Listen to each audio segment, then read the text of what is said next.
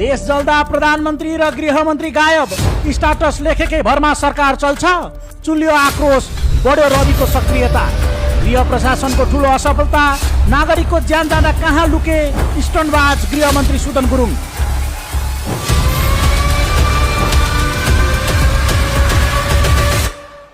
सुनसरीको देवानगञ्ज गाउँपालिका 3 कप्तानगञ्जमा 2 समूहबीच उत्पन्न तनाव, आगजनी र प्रहरीको गोली लागेर नागरिकको ज्यान गएको घटनाले सिङ्गो देशलाई तरङ्गित बनाएको छ। देशको सामाजिक सद्भाव नराम्ररी खलबलिँदै जाँदा र स्थिति नियन्त्रण बाहिर पुग्दा समेत राज्यको मूल नेतृत्व पूर्ण रूपमा अकर्मण्य र शान्त बसेको भन्दै सरकारको भूमिकामाथि चौतर्फी प्रश्न उठिरहेको छ।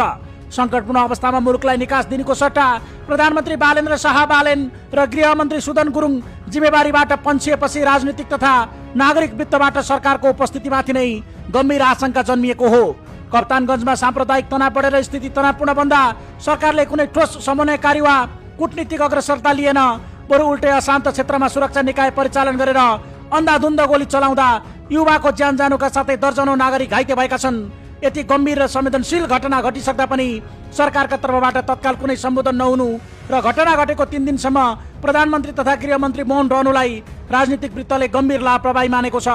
मध्यरातमा सामाजिक सञ्जाल फेसबुकमा एउटा भावुक स्ट्याटस लेखेर प्रधानमन्त्री शाहले औपचारिकता निभाएको भन्दै प्रमुख प्रतिपक्षी सहितका राजनीतिक दलहरूले चर्को असन्तुष्टि व्यक्त गरेका छन्।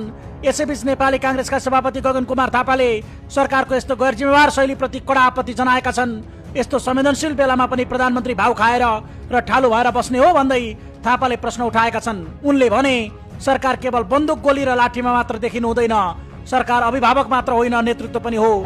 प्रधानमन्त्रीले सबैलाई विश्वासमा लिएर साझा प्रयासको वातावरण बनाउनु पर्थ्यो।